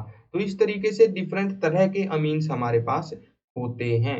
अमीन से ही सिमिलर एक और फंक्शनल ग्रुप होता है जो होता है अमाइड फंक्शनल ग्रुप। उसमें क्या होता है भाई, कार्बोनिल कंपाउंड हमने पढ़े थे जिसके अंदर क्या होता था, एक कार्बोनिल ग्रुप होगा और उसके साथ में कुछ ना कुछ और लगा होगा। तो जब इस कार्बोनिल के साथ में NH2 लग जाए तो ये क्या हो जाएगा भाई, तब इसको अमाइड बोल दिया जाता है, ये हो जाता है अमाइड फंक्शनल ग्रुप। अमाइड में बेसिकली क्या होगा, देखो अमीन में और अमाइड में डिफरेंस समझो। अगर सिंपल नाइट्रोजन एटम है जो कि कार्बन के साथ में लगा हुआ है, एल्काइल ग्रुप्स के साथ में लगा हुआ है, तब वो बन जाएगा अमीन। प्राइमरी, सेकेंडरी या फिर टर्सरी वो हो सकता है डिपेंडिंग अपॉन कितने कार्बन के साथ में वो जुड़ा है। वहीं अगर नाइट्रोजन जो है अमीन का वो कार्बोनिल के साथ में लग जाए तब वो ग्रुप अमीन नहीं रहेगा, तब वो क्या बन जाएगा, अमाइड फंक्शनल ग्रुप बन जाएगा। यहाँ पर बेसिकली ये एक अमाइड फंक्शनल ग्रुप बन गया। अब अमाइड भी 3 तरीके के होते हैं, प्राइमरी, सेकेंडरी और टर्सरी। किस चीज पे डिपेंड करेगा, देखो अमाइड ग्रुप में यहाँ पर ये जो नाइट्रोजन है ये कितने कार्बन के साथ में कनेक्टेड है, सिर्फ एक कार्बन के साथ में कनेक्टेड है, वो भी कार्बोनिल वाला, तो इसलिए इसको बोल दिया जाएगा प्राइमरी अमाइड। वहीं मान लो हमारे पास अमाइड कुछ इस तरह का होता, NH, यहाँ पर कोई एल्काइल ग्रुप होता, हाइड्रोजन की बजाय एक एल्काइल ग्रुप होता, तो यहाँ पर ये नाइट्रोजन एटम कितने कार्बन के साथ में कनेक्टेड होता, एक इस कार्बन के साथ में और एक इस एल्काइल ग्रुप में भी कोई कार्बन होगा उसके साथ में, तो यहाँ पर 2 कार्बन एटम्स के साथ में नाइट्रोजन जुड़ गया, इसलिए इस अमाइड को हम लोग क्या बोलेंगे, सेकेंडरी अमाइड बोलेंगे। वहीं पर अगर इस अमाइड में नाइट्रोजन जुड़ा हुआ होता और ज्यादा एल्काइल ग्रुप्स के साथ, तो यहाँ पर नाइट्रोजन 3 एल्काइल ग्रुप्स के साथ में 3 कार्बन एटम्स के साथ में जुड़ गया, इसलिए इसको बोला जाएगा टर्सरी अमाइड। तो इस तरीके से अमाइन और अमाइड ये दोनों तरह के ग्रुप 3 तरह के हो सकते हैं। इनफैक्ट अमोनिया तो 4 भी हो सकता है, अमीन तो 4 भी हो सकता है, क्वार्टरनरी भी हो सकता है। तो इस तरीके से भाई हमारे पास होते हैं कुछ नाइट्रोजन और हेलोजन कंटेनिंग फंक्शनल ग्रुप। इन सारे के सारे फंक्शनल ग्रुप्स को नोट कर लो। पूरी ऑर्गेनिक केमिस्ट्री में हमें और कुछ स्टडी ही नहीं करना होता, इन्हीं फंक्शनल ग्रुप्स को बार बार स्टडी करना होता है। इसलिए अगर एक बार में ये सारे आपको समझ में ना आए, सारे एक बार में याद ना हो, तो कोई बड़ी बात नहीं है। तो ये होते हैं डिफरेंट तरह के फंक्शनल ग्रुप्स हमारे पास। एक प्रैक्टिस क्वेश्चन करते हैं भाई।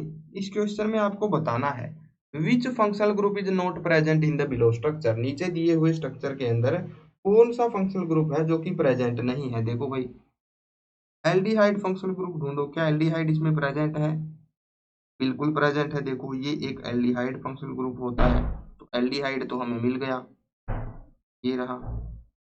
इसके बाद देखो क्या कोई कीटोन फंक्शनल ग्रुप इसके अंदर प्रेजेंट है। कीटोन में क्या होता था भाई, कार्बोनिल के आजू बाजू में 2 एल्काइल ग्रुप लगे होते थे। तो यहाँ पर देखो भाई ये एक कीटोन फंक्शनल ग्रुप हो गया, क्योंकि यहाँ पर क्या है, इस तरफ भी एल्काइल ग्रुप है, इस तरफ भी एल्काइल ग्रुप है, तो कीटोन ग्रुप भी प्रेजेंट है भाई। क्या यहाँ पर अमीन प्रेजेंट है, देखो आप लोग NH को देखते ही ये मत समझना कि यहाँ पर अमीन है, क्योंकि यहाँ पर NH के बाजू में कार्बोनिल ग्रुप भी प्रेजेंट है, तो ये फंक्शनल ग्रुप अमाइड हो जाएगा, अमीन नहीं होगा। अमीन यहाँ पर नहीं है, ये अमाइड है। तो कौन सा फंक्शनल ग्रुप प्रेजेंट नहीं है भाई?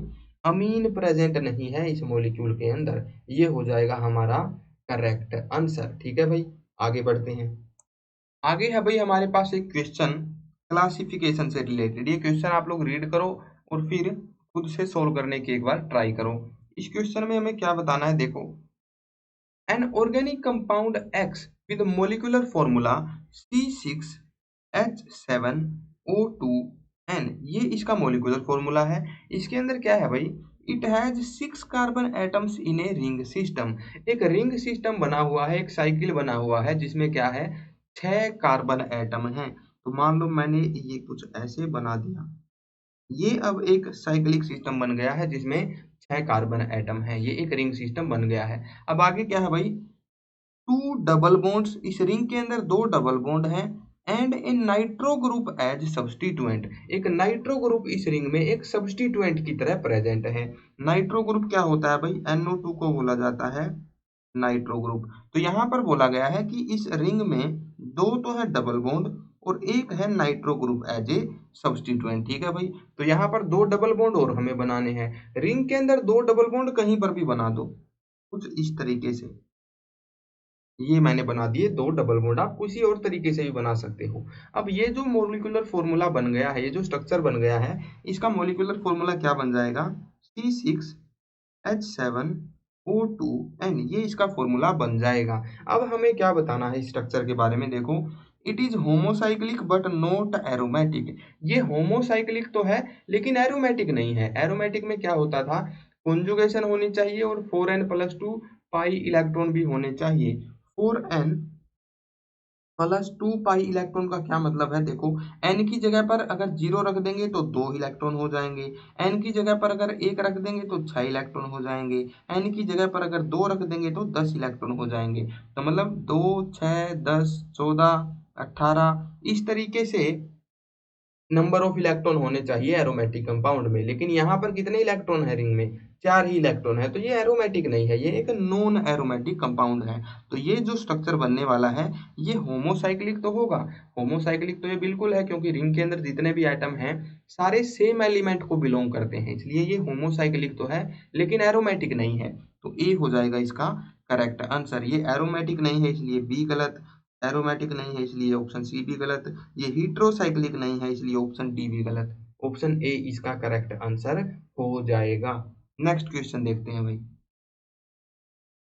हाँ जी, आगे बढ़ते हैं हम लोग। आज का मोस्ट इंपॉर्टेंट कॉन्सेप्ट, नीट में जेई में सबसे ज्यादा क्वेश्चन इसी कॉन्सेप्ट से आते हैं, ये है हाइब्रिडाइजेशन का कॉन्सेप्ट। अब मेन बात क्या है भाई, हाइब्रिडाइजेशन का जो कॉन्सेप्ट है ना, हम लोग बहुत ज्यादा डिटेल में पढ़ चुके हैं केमिकल बॉन्डिंग वाले चैप्टर के अंदर। उसमें हाइब्रिडाइजेशन कैसे होती है, कैसे ऑर्बिटल्स की मिक्सिंग होती है हाइब्रिडाइजेशन में, ये हम सब कुछ सीख चुके हैं।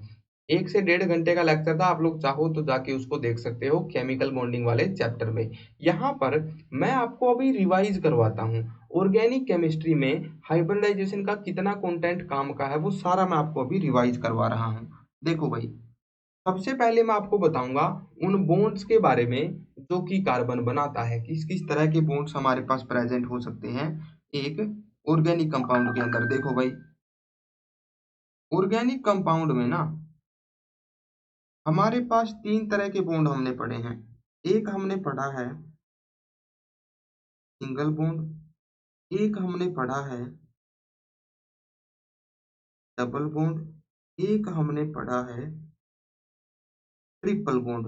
सिंगल बॉन्ड के लिए हम लोग एग्जांपल मान लेते हैं भाई CH3 CH3। डबल बॉन्ड के लिए हम लोग एग्जांपल मान लेते हैं CH2 CH2। ट्रिपल बॉन्ड के लिए हम लोग एग्जांपल मान लेते हैं CH triple bond CH।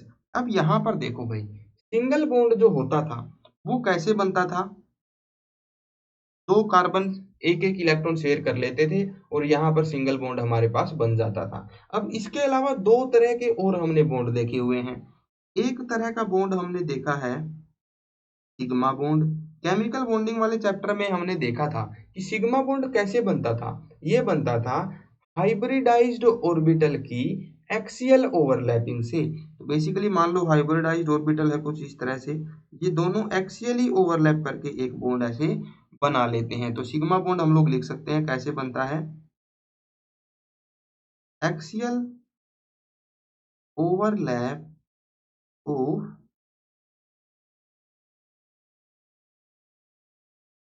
Hybridised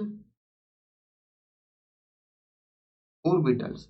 इसके अलावा एक जो पाई बॉन्ड होता था, सिग्मा बॉन्ड को डिनोट करते हैं इस सिंबल से, पाई को डिनोट करते हैं इस सिंबल से। जो पाई बॉन्ड बनता था वो कैसे बनता था, वो अनहाइब्रिडाइज्ड ऑर्बिटल की, मतलब कि पी ऑर्बिटल की साइड वाइज ओवरलैप से बनता था। तो कुछ इस तरह से हमारे पास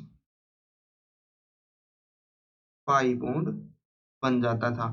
सिग्मा बॉन्ड में एक ओवरलैपिंग रीजन होता था, पाई बॉन्ड में दो ओवरलैपिंग रीजन होते थे।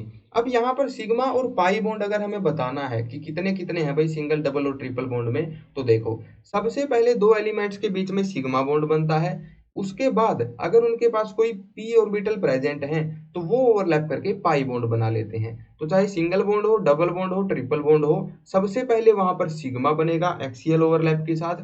उसके बाद जितने भी बॉन्ड बने हुए होंगे वो सारे पाई होंगे और वो साइड वाइज ओवरलैप से बने होंगे। तो अगर हमारे पास दिया हुआ है एक सिंगल बॉन्ड, तो सिंगल बॉन्ड में क्या होगा भाई, कार्बन कार्बन के बीच में एक सिग्मा बॉन्ड ही होगा, कोई भी पाई बॉन्ड नहीं होगा।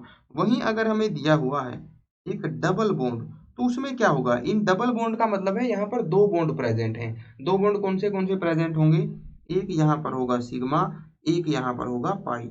बेसिकली मैं कार्बन और कार्बन के बीच में जो बॉन्ड है उनकी बात कर रहा हूँ।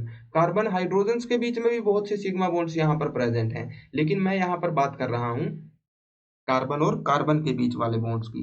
यहाँ पर कार्बन कार्बन का ट्रिपल बॉन्ड प्रेजेंट है।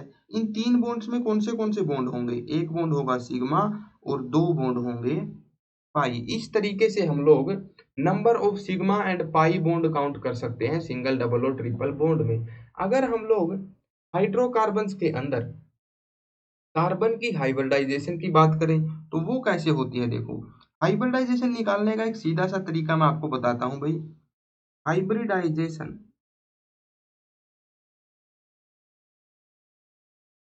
किसी भी मॉलिक्यूल में इसके बराबर होगी, देखो number of sigma bonds plus number of lone pairs that are not in conjugation.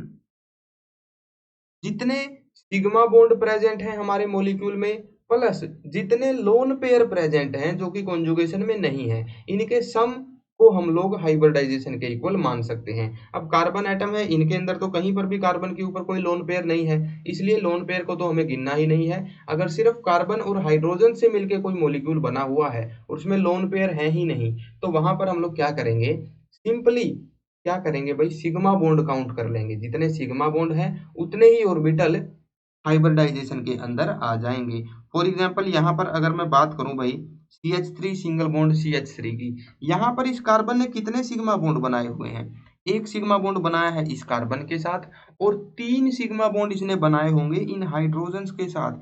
तो कार्बन यहाँ पर टोटल कितने सिग्मा बॉन्ड बना रहा है, चार बना रहा है। तो मतलब हाइब्रिडाइजेशन में इसके कितने ऑर्बिटल होंगे, चार ऑर्बिटल होंगे। चार ऑर्बिटल होंगे मतलब एक s होगा और तीन p होंगे, तो इसकी हाइब्रिडाइजेशन sp3 हो जाएगी। यही असली जेन्युइन तरीका है हाइब्रिडाइजेशन निकालने का। जो सिग्मा बॉन्ड होता है जो कि एक्सियल ओवरलैप से बनता है, वो हाइब्रिडाइज्ड ऑर्बिटल्स बहुत स्ट्रॉन्ग बनाते हैं। इस वजह से क्या होता है, जितने भी सिग्मा बॉन्ड होते हैं वो तो जरूर हाइब्रिडाइज्ड ऑर्बिटल्स ने ही बनाए होंगे, ऐसा हम लोग मान लेते हैं। ये सारी बातें हम लोगों ने बहुत बारीकी से बहुत डिटेल में करी थी हाइब्रिडाइजेशन वाले चैप्टर में। यहाँ पर भी थोड़ा बहुत काम इसका आ रहा है। आगे देखते हैं भाई डबल बॉन्ड के अंदर, ये जो कार्बन एटम था इसने टोटल कितने सिग्मा बॉन्ड बनाए हैं, इसने बनाए हैं भाई तीन सिग्मा बॉन्ड। एक बनाया है इसने कार्बन के साथ और दो बनाए हैं इसने हाइड्रोजन्स के साथ। तो टोटल सिग्मा बॉन्ड इस कार्बन ने कितने बनाए, तीन बनाए। तो इसकी हाइब्रिडाइजेशन कितनी हो जाएगी, sp2 हो जाएगी। सिमिलरली इस कार्बन की भी sp2 हाइब्रिडाइजेशन हो जाएगी। नीचे वाला ट्रिपल बॉन्ड देखो, इस कार्बन ने कितने सिग्मा बॉन्ड बनाए हुए हैं, एक सिग्मा बॉन्ड यहाँ इस ट्रिपल बॉन्ड में है और एक सिग्मा बॉन्ड इसने बनाया है हाइड्रोजन के साथ। टोटल 2 सिग्मा बॉन्ड इसने बनाए हैं, इसलिए इसकी हाइब्रिडाइजेशन हो जाएगी sp। 2 ही ऑर्बिटल इसकी हाइब्रिडाइजेशन के अंदर प्रेजेंट होंगे। अब ये जो तरीका है हाइब्रिडाइजेशन निकालने का कि आप लोग सारे सिग्मा बॉन्ड्स को जोड़ दो, ये कार्बन के ऊपर तो काम कर जाएगा, लेकिन अगर किसी ऐसे एलिमेंट की हमें निकालनी पड़ जाए हाइब्रिडाइजेशन जिसके अंदर लोन पेयर भी प्रेजेंट है, तो उसके लिए भी हम लोग निकाल सकते हैं। आपको बस ये देखना आना चाहिए कि कहाँ पर कोई लोन पेयर कॉन्जुगेशन में है, कहाँ पर नहीं है। देखो, मैं यहाँ पर आपको सिर्फ एग्जाम्पल के लिए 2 एटम्स की हाइब्रिडाइजेशन निकाल के दिखाता हूँ जिसके अंदर लोन पेयर भी प्रेजेंट है। फॉर एग्जाम्पल मैं आपको बोल रहा हूँ CH3NH2, इस मॉलिक्यूल में मुझे बताओ कि नाइट्रोजन की हाइब्रिडाइजेशन कितनी होगी। देखो भाई कैसे निकालेंगे। सिग्मा बॉन्ड कितने बनाए हैं नाइट्रोजन ने, सबसे पहले वो देखो। एक सिग्मा बॉन्ड इसने बनाया है कार्बन के साथ और 2 बनाए हैं इन हाइड्रोजन के साथ। टोटल 3 सिग्मा बॉन्ड इसने बनाए हैं, तो क्या इसकी हाइब्रिडाइजेशन sp2 हो जाएगी? जी नहीं। इस केस में हमें लोन पेयर भी देखने पड़ेंगे भाई, लोन पेयर कितने हैं जो कि कॉन्जुगेशन में नहीं है।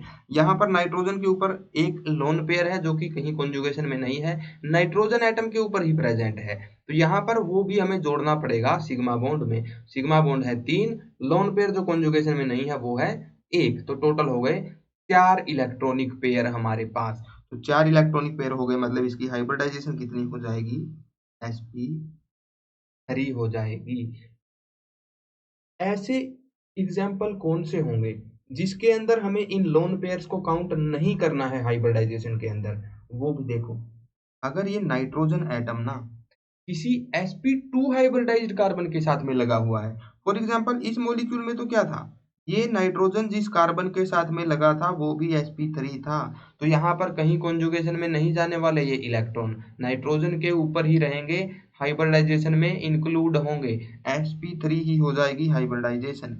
वहीं अगर मैं कुछ ऐसा मॉलिक्यूल ले लूं भाई, CH2 double bond CH NH2, अब यहाँ पर देखो भाई, ये जो कार्बन एटम यहाँ पर है, ये कार्बन एटम जो यहाँ पर है, ये अब sp2 हाइब्रिडाइज हो गया है। क्यों? क्योंकि इसने 2 ही सिग्मा बॉन्ड बनाए हैं, एक सिग्मा बॉन्ड यहाँ पर, एक सिग्मा बॉन्ड यहाँ पर और एक सिग्मा बॉन्ड इस हाइड्रोजन के साथ। टोटल 3 सिग्मा बॉन्ड इसने बनाए हैं, तो 3 ऑर्बिटल ही इसके हाइब्रिडाइजेशन में चले जाएंगे, sp2 हो जाएगी इसकी हाइब्रिडाइजेशन। तो क्योंकि ये जो नाइट्रोजन एटम था, अब ये किसके साथ में जुड़ा है, ये एक sp2 हाइब्रिडाइज्ड कार्बन एटम के साथ में जुड़ा है। ऐसा होने से क्या होता है भाई, इस नाइट्रोजन के जो ये इलेक्ट्रॉन होते हैं ना, ये भी कॉन्जुगेशन में चले जाते हैं, इस तरह कॉन्जुगेशन में चले जाते हैं। मतलब ये जो लोन पेयर हैं, ये दिखने के लिए लोन पेयर हैं, लेकिन ये भी एक पाई बॉन्ड का पार्ट है सीक्रेटली।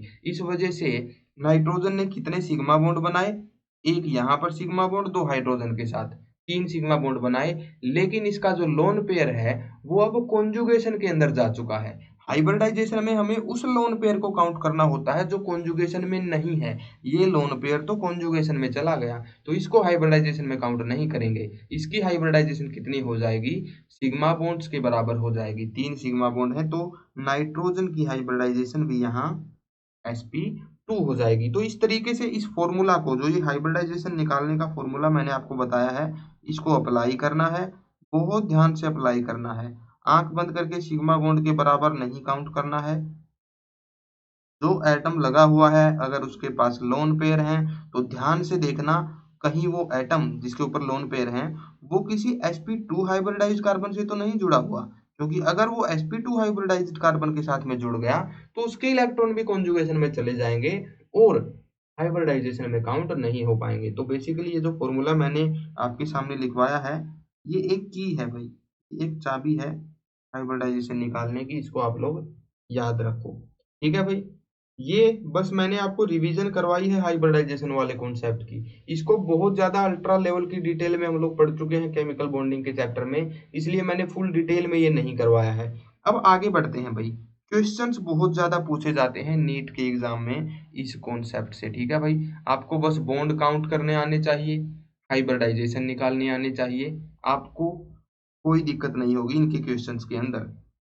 1995 का क्वेश्चन है, in which of the following compounds there is more than one kind of hybridization. कौन से मॉलिक्यूल में कार्बन एटम की जो हाइब्रिडाइजेशन है वो एक से ज्यादा तरह की है। देखो भाई, बारी बारी से निकालते हैं। ये जो कार्बन एटम है इसने बनाए हैं 3 सिग्मा बॉन्ड। आप लोग चाहो तो काउंट भी कर सकते हो, क्योंकि इसने 3 ही सिग्मा बॉन्ड बनाए हैं, इसलिए इसकी हाइब्रिडाइजेशन हो जाएगी sp2। सिमिलरली इस कार्बन ने भी 3 सिग्मा बॉन्ड बनाए हैं, इसने भी 3 सिग्मा बॉन्ड बनाए हैं, इसने भी 3 सिग्मा बॉन्ड बनाए हैं, तो इन सब की हाइब्रिडाइजेशन sp2 हो जाएगी। ऑप्शन बी के अंदर 2 ही कार्बन एटम्स हैं, दोनों ने 2-2 सिग्मा बॉन्ड बनाए हैं, तो इसमें दोनों कार्बन की हाइब्रिडाइजेशन sp हो जाएगी। ऑप्शन सी में जितने भी कार्बन एटम्स हैं सबने 4-4 सिग्मा बॉन्ड बनाए हुए हैं, इसलिए सबकी हाइब्रिडाइजेशन हो जाएगी sp3। लेकिन ऑप्शन डी के अंदर जो टर्मिनल कार्बन एटम्स हैं उन्होंने बनाए हैं 4-4 सिग्मा बॉन्ड, तो उनकी हाइब्रिडाइजेशन sp3। और बीच वाले जो कार्बन एटम्स हैं उन्होंने बनाए हैं 3-3 सिग्मा बॉन्ड, तो इनकी हाइब्रिडाइजेशन हो जाएगी sp2। तो इस तरीके से ऑप्शन डी एक ऐसा मॉलिक्यूल है जिसके अंदर एक से ज्यादा तरह की हाइब्रिडाइजेशंस प्रेजेंट हैं, इसलिए ऑप्शन डी हो जाएगा करेक्ट आंसर। यही हमें बताना था कि किस मॉलिक्यूल में एक से ज्यादा तरह की हाइब्रिडाइजेशंस प्रेजेंट हैं। आगे बढ़ते हैं। इन दी hydrocarbon the state of hybridization of carbon 135 in the following sequence are carbon number 1, carbon number 3 और कार्बन नंबर 5। इनकी हाइब्रिडाइजेशन बताना है किस सीक्वेंस में है। देखो, कार्बन नंबर 1 ने कितने सिग्मा बॉन्ड बनाए हैं, एक इस तरफ एक इस तरफ, 2 सिग्मा बॉन्ड बनाए हैं, इसलिए इसकी हाइब्रिडाइजेशन हो गई sp। आगे देखो भाई, कार्बन 1 की तो हो गई sp, दूसरा हमें बताना है C3, तीसरा बताना है C5। कार्बन नंबर 3 ने कितने सिग्मा बॉन्ड बनाए हैं, एक यहाँ पर, दूसरा यहाँ पर और 2 हाइड्रोजन्स के साथ 4 सिग्मा बॉन्ड बनाए हैं, इसकी हाइब्रिडाइजेशन हो जाएगी sp3। तो यहाँ पर कार्बन नंबर 3 हो गया है sp3 हाइब्रिडाइज्ड। पांचवा कार्बन देखो, इसने कितने सिग्मा बॉन्ड बनाए, एक, दूसरा यहाँ होगा, तीसरा इसने बनाया हाइड्रोजन के साथ 3 सिग्मा बॉन्ड बनाए हैं, इसलिए इसकी हाइब्रिडाइजेशन हो जाएगी sp2। C5 की हाइब्रिडाइजेशन विल बी sp2। तो इस सीक्वेंस के अंदर कौन सा ऑप्शन करेक्ट हो जाएगा भाई, इसकी हाइब्रिडाइजेशन है sp sp3 sp2, sp sp3 sp2। Option number D will be the correct answer. आगे देखते हैं भाई, आगे का क्वेश्चन देखते हैं क्या है। The state of hybridization of C2, C3, C5, C6 will be. इन चारों की हाइब्रिडाइजेशन आपको बतानी है। इसका आंसर आप लोग करो भाई कमेंट में, क्योंकि सिमिलर क्वेश्चन बिल्कुल हम लोग यहाँ पर भी सोल्व कर चुके हैं। इस लेक्चर में हमने पहला क्वेश्चन सोल्व किया था, ये सेकंड था, ये थर्ड था और ये फोर्थ था। फोर्थ क्वेश्चन का आंसर आपको लिखना है कमेंट्स के अंदर। देखते हैं किस किस का सही मिलता है। क्वेश्चन नंबर 5 देखते हैं भाई, 5 थोड़ा सा अलग है। 5 के अंदर हमें क्या बताना है, total number of pi bonds electrons in the following structure is. Pi bond electron कितने हैं, पाई बॉन्ड में कितने इलेक्ट्रॉन है, इलेक्ट्रॉन हमें बताना है, pi bond electrons. Simple number of pi bond नहीं बताना, पाई बॉन्ड में इलेक्ट्रॉन कितने हैं ये बताना है। तो देखो, पाई बॉन्ड्स काउंट करो, 1 2 3 4। हर बॉन्ड में 2 इलेक्ट्रॉन होते हैं, 4 बॉन्ड में कितने इलेक्ट्रॉन हो गए, 8। 8 पाई बॉन्ड इलेक्ट्रॉन्स यहाँ पर हैं। Option D will be the correct answer, 8 हो जाएगा इसका सही जवाब। Which of the following molecules represent the order of hybridization। इस मॉलिक्यूल में ऑर्डर ऑफ हाइब्रिडाइजेशन ये है sp2 sp2 sp sp। देखो भाई, यहाँ पर ऑप्शन ए के अंदर क्या है, सभी कार्बन एटम्स की हाइब्रिडाइजेशन sp है। यहाँ पर कितनी है, देखो इस कार्बन ने 3 सिग्मा बॉन्ड बनाए हैं, इसकी हाइब्रिडाइजेशन हो गई है sp2। इस कार्बन की भी sp2। वहीं अगर हम लोग आगे की कार्बन देखें तो इसने 2 ही सिग्मा बॉन्ड बनाए हैं, इसकी हो गई हाइब्रिडाइजेशन sp। और इसने भी 2 ही बॉन्ड बनाए हैं, इसकी भी हो गई sp हाइब्रिडाइजेशन। तो यही है हमारा सही आंसर। ऐसा मॉलिक्यूल हमें बताना था जिसमें पहले 2 एटम्स की हाइब्रिडाइजेशन sp2 हो और लास्ट के 2 की sp हो। तो ऑप्शन बी हो जाएगा करेक्ट आंसर। ऑप्शन सी में अगर आप लोग देखोगे तो भाई सभी एटम्स की हाइब्रिडाइजेशन क्या है, sp2 है। ऑप्शन डी में अगर देखोगे तो बीच वाले दोनों एटम्स की हाइब्रिडाइजेशन क्या है, हमारे पास sp2 है और टर्मिनल्स की हाइब्रिडाइजेशन sp3 है। तो हमें क्या बताना था, sp2 sp2 sp sp इस सीक्वेंस की हाइब्रिडाइजेशन किस मॉलिक्यूल में है, ये हमें बताना था। आगे देखते हैं भाई नेक्स्ट क्वेश्चन हमारे पास, ये था हमारे पास क्वेश्चन नंबर 6। आगे देखते हैं क्वेश्चन नंबर 7, नीट 2019 का question. The number of sigma and pi bonds present in pent 2 ene 4 yne is. अब ये एक नोमेनक्लेचर का भी क्वेश्चन है भाई, आपको नोमेनक्लेचर आना चाहिए, लेकिन अगर नहीं भी आता है तो भी पेंट 2 इन 4 आइन बहुत सिंपल सा मॉलिक्यूल होता है। पेंट हमारे पास है मतलब 5 कार्बन एटम होंगे, 2 इन मतलब दूसरे कार्बन एटम के ऊपर डबल बॉन्ड होगा, इन का मतलब डबल बॉन्ड होता है, और फोर्थ कार्बन के ऊपर ट्रिपल बॉन्ड है मतलब आइन है। अब इनकी कर दो आप लोग वैलेंसी पूरी।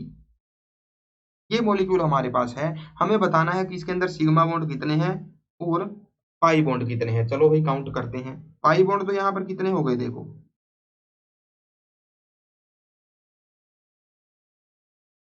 पाई गिने कि पहले सिग्मा गिने, पहले गिनते हैं पाई बॉन्ड। तो यहाँ पर पहला पाई बॉन्ड, और इस बॉन्ड में क्या होगा, एक सिग्मा होगा, दो पाई होंगे, तो दो पाई बॉन्ड यहाँ हो गए, एक पाई बॉन्ड यहाँ हो गया, तो टोटल पाई बॉन्ड तो कितने हो गए, 3 पाई बॉन्ड हो गए। देखो जी एक ही ऑप्शन में 3 पाई बॉन्ड हैं, सिग्मा बॉन्ड गिनने की हमें जरूरत ही नहीं है। अगर आप लोग काउंट करोगे तो सिग्मा बॉन्ड भी 10 ही मिलने वाले हैं। देखो 3 सिग्मा बॉन्ड यहाँ पर हाइड्रोजन के साथ हो गए, एक सिग्मा ये हो गया, एक सिग्मा इस हाइड्रोजन के साथ हो गया, एक सिग्मा बॉन्ड यहाँ होगा, एक सिग्मा बॉन्ड ये हो गया, एक सिग्मा बॉन्ड इस कार्बन हाइड्रोजन के बीच में हो गया, और एक सिग्मा बॉन्ड यहाँ पर हो गया। तो टोटल सिग्मा बॉन्ड कितने हुए, 1 2 3 4 5 6 7 8 9 10, एक सिग्मा बॉन्ड यहाँ पर भी होगा, 10 सिग्मा बॉन्ड और 3 पाई बॉन्ड, ये हो जाएगा इसका करेक्ट आंसर। इतने ही क्वेश्चन थे भाई हमारे पास। आज के लेक्चर में हमने बहुत इंपॉर्टेंट कॉन्सेप्ट पढ़े हैं, क्लासिफिकेशन पढ़ा है, हाइब्रिडाइजेशन पढ़ा है, और कार्बन किस किस तरह के बॉन्ड बना सकता है, क्या क्या हाइब्रिडाइजेशन को ऑक्यूपाई कर सकता है, ये भी हमने पढ़ा है। और बहुत से नीट के प्रीवियस ईयर क्वेश्चंस भी हमने डिस्कस किए हैं आज के लेक्चर में। आई होप ऑर्गेनिक केमिस्ट्री आपको थोड़ी बहुत समझ में आई होगी। Thank you so much for watching, bye bye, take care and happy learning. Bye guys.